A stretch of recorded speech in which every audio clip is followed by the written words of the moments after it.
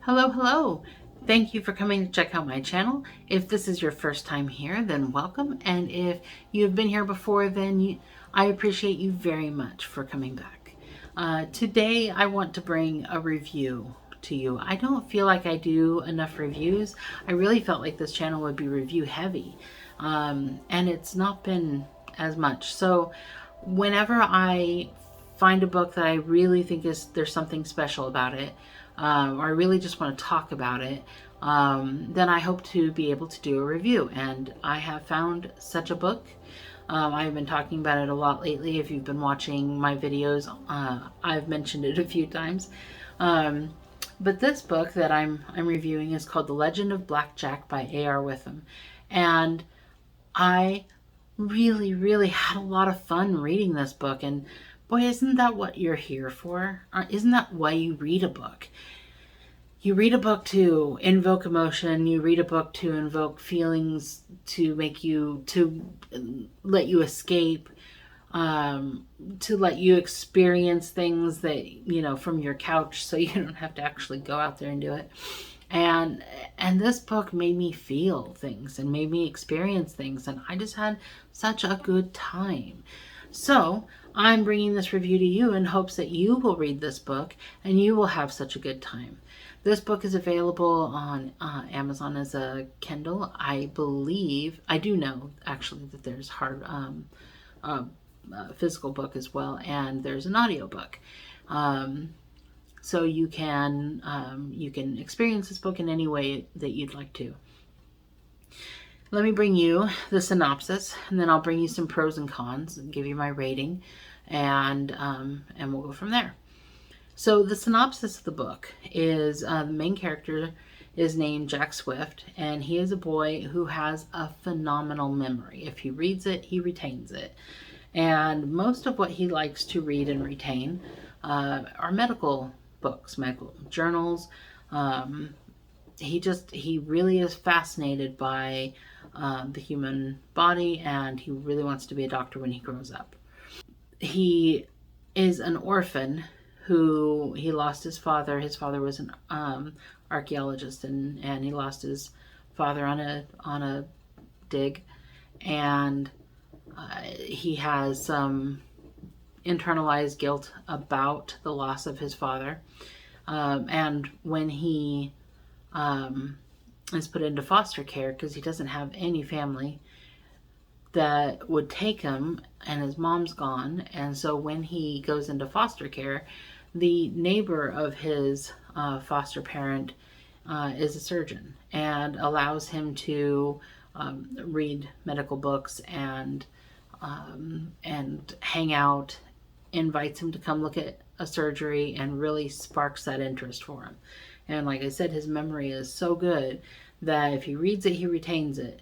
And so he has a lot more knowledge about medical procedures and about how to diagnose people and how the body is supposed to work than other kids his age would ever have.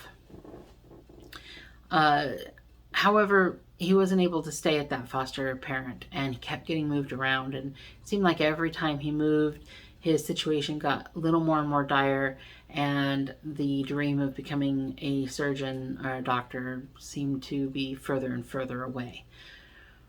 But one morning, or one middle of the night, he wakes up to this rhinoceros-looking monster standing at the foot of his bed, and he is transported to a whole new place and a whole new world, portal world. And they retrieved him because they needed him. They needed a doctor, or a doctor, as they called him in the book. They are a people, they live in a world that used to have healing ability and no longer does. And because it used to have healing ability and no longer does, they don't have medical science. They don't know how to heal serious wounds, or serious, they don't know how to take care of when someone is seriously sick. And someone is seriously sick and they need a doctor, so they grab Jack, but I think they meant to grab him when he was a little older, and time is tricky, and I think they came into the wrong time and grabbed him up, and now it's kind of too late. They still need him to do what they need him to do, and he is faced with, should I, shouldn't I, can I? Just because he knows something doesn't mean he's done it before, and he recognizes the fact that he's seen surgeries before does not mean that he's necessarily qualified to do a surgery. So he's all wrapped up in that. And while he's in this world, he kind of gets wrapped up in the politics, the wars that are happening, the things that are going on. He makes new friends and tries to find his place in this world. It's always intended for him to go back, but there's complications to him going back, so he sort of has to kind of live in this world for a little while and deal with how to do that. With as smart as he is, he can't read their language. He can understand them because what they're speaking is it's not English, but it's close enough. It's another language that reads like English, or that's sounds like English, I guess, but he can't read their writing and such. So he's gone from being a super smart kid who reads everything to a kid who can't read, because he doesn't recognize their written language. And there's a lot of complications, a lot of things that are happening in the world. He's getting swept up. It's honestly one adventure after another. It's a very fast-paced book, and he is being swept up in what's going on around him while he's struggling along, trying to survive the conflicts and survive the things that are surrounding him, and survive the fact that the big evil seems to be targeting him for some reason that we don't find out about until the end. He is mistaken for a folk hero of this world, and people start referring to him as Blackjack, which is the folk hero, and he's got the name and he's got some of the traits, and so it must be him. It must be the return of the Black, and he sort of goes along with it because he needs the help of the people. People are more willing to help Blackjack than they're willing to help some guy they don't even know from another world who seems a little odd. So he kind of goes along with it, and he's kind of struggling to try to be honorable and truthful and such, but also to get help because he needs help. He's got friends that are captured. He's got people that are in danger, and he needs to get home. So that's what this story is about, and as much of a short and sweet as I can, and it was so good. So the prose of this book I thought the writing was great. The author had a different style than I have encountered in other books, but it was a style that lent itself really well to the actual story being told. So I thought it was really good. It really swept me up in the book quite right away. Jack was a great character. He was flawed, but he was also brave and just, he was a good character. He was very lovable. It was not hard to become attached to him. All the supporting characters were all believable characters. None of them seemed like background character number 5 or whatever. They all had their own personalities. They all had their own goals. They were all three-dimensional characters, and I appreciated that. There were times when there was 2 characters, and I'm struggling to remember their names now, but there was one that was like a crocodile man and one that was a cat man, and their relationship was kind of funny. They reminded me very much of Legolas and Gimli from Lord of the Rings, in that they had long-term beef with each other's races, but they were both sworn to this goal that they're trying to achieve, and they have to deal with one another because of it, and they kind of quip and barb at each other back and forth and stuff, but they in the end, obviously they're friends. They create a friendship, that a bond that fighting alongside one another towards the same goal can forge. So I really felt like they were a little bit Legolas and Gimli there, but I enjoyed the interaction, and I enjoyed all the other characters. So as far as cons go, there wasn't a whole lot of cons to this book. There are only two things that I have to mention, and they're kind of weak as cons, to be honest. The first one was the ending. I'm not 100% sure I'm on board with the ending. It wasn't a bad ending. It was just, it sort of felt like, and I'm trying to do this without giving any spoilers, but it sort of felt like it almost resolved itself, almost as if Jack didn't have much of an effect, although that's not true. But it almost felt like it resolved itself instead of Jack resolved it. So at first, when I first read it, I was like, oh, that's kind of clever. And then afterwards, I'm thinking, but maybe I would have wanted him to have a little bit more, like, not getting to the end by accident, you know? But I'm still, even still, after thinking about it, going back and forth on whether or not I like that or not. I liked it enough to, I mean, I liked it in that it was enjoyable, but whether or not I thought that was a great way to end it or not, I don't know. I'm kind of up in the air. But I don't know. As far as a con goes, it's pretty weak sauce because, like I said, I did enjoy it. And it was really only after reflecting on it later that I was sort of debating whether or not, you know, it was a stellar ending or not. But it wasn't a disappointing ending at all. It wasn't like sometimes people complain about Stephen King books that they're great until you get to the ending and then you're disappointed. It wasn't like that at all. It was good. It was fun. It was just maybe I wouldn't have done the ending that way. Maybe I would have. I don't know. The other one is the audiobook. Now, I got the audiobook and I enjoyed the audiobook. So this might be funny or strange for why it's on my cons list if I'm saying I enjoyed it. And I did enjoy it. And the author did his own narration. And he's very fast spoken. So I did it at 1 time speed and had no trouble feeling the urgency or feeling the action. I think if I'd have turned him up to a higher speed, it would have been too much. It would have sounded a little chipmunkish. But he was very good at acting out the other characters. He was very dynamic.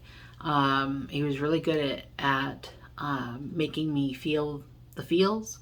So I thought he was great at narrating the book, and he's very funny. He's a very funny guy. So I had a good time with that. However, there were a couple of problems with the production quality of the audiobook, and it wasn't something that ruined it for me. It didn't draw me out of the story. It didn't make me feel like, boy, I got ripped off when I paid for that or anything like that. It was not like that. But there were times when you could tell that that this part of the chapter and this part of the chapter were recorded at different times and spliced together, because suddenly there was background noise that wasn't there, or the author felt like he was maybe further away from the microphone than he had previously been just a couple sentences ago. And it was kind of obvious where there were some, the end of this session, the beginning of this session, and it was spliced together. There was one time when the author's phone went off, like there was a notification, and I was checking my phone, like, well, where was that? And I think it was the author's phone. But the author put out a short kind of explaining how he did the narration, how he did the audiobook, and how much money it costs to get somebody else to produce his audiobook, which was, like $4,000. And he's, as an indie published author, doesn't have that kind of money. And I understand that. I am an author as well. I have published a couple of things on Amazon before, but self-published, but I know that there are things that people expect when they're getting, they expect this kind of cover and they expect this kind of quality, and it's difficult for somebody to do when they're publishing something themselves or something is being done indie. So he put out a short where he explained, there was a car dealership that had a studio, recording studio, and he He rented it and he would go there and read as much as he could, 90 minutes or so, until, you know, his throat seized up, and he did the best he could do, and he did really good. It's just that I would mention this if it was anyone else, and so I feel like I have to mention it, even though I know this author from the Keymark Readathon. He was part of it. He's one of the creators of the group and such, and we you know, have chit-chatted in Discord before, not one-on-one, but amongst others, and I, you know, kind of feel like I know this person a little bit better than other authors that I know. But I would mention it if it was another author, so I'm mentioning it now. Though I don't think it took anything away from the experience of it. So again, it's kind of a weak con in that I was still glad that I had it. I still would have rather had the audio in its current format, in its current condition, than not have an audio. As much as the book was charmingly written, I think that I would have struggled to, I struggle in general just to physically read books. I struggle with having enough time. So I was glad I had it. I was glad that he did it. There was just a couple of things that I noticed. So not much in the way of cons. This is a pro heavy book. A lot more pros than there are cons, and the cons that there are not really big deals. So I gave this book a 3.5, rounded up to 4. It was a great book. I don't know that I was necessarily the target demographic, but I think that it was great for me too. It's sort of Percy Jackson, Harry Potter demographic, where adults can get a lot from it, but maybe it's more intended towards kids. He's got a kid around the age that would love to read this book. But there's something in it for everyone. I think there's something in it for kids, there's something in it for adults. I'm not sure if I was the target demographic, but I sure enjoyed the heck out of it. So I was really glad that I read it. And I know sometimes 3.5 is considered not a high rating, but I consider 2 to be an okay book. And so 3.5 in my rating system is a pretty darn good book. And a 4 is nearly perfect, and I've only given 1 5 stars the entire time I've been on BookTube. So, so to get a 3.5, I think is really good. So have you read this book? If you have read this book, I would love to hear about your experience with reading this book. And if you haven't read this book, what's stopping you? Go get it. It's great. It'll be a fun read. It could be something, if you've got kids, it would be fun to share with your kids. It's a good book. So I highly, highly recommend that you go out there and get it.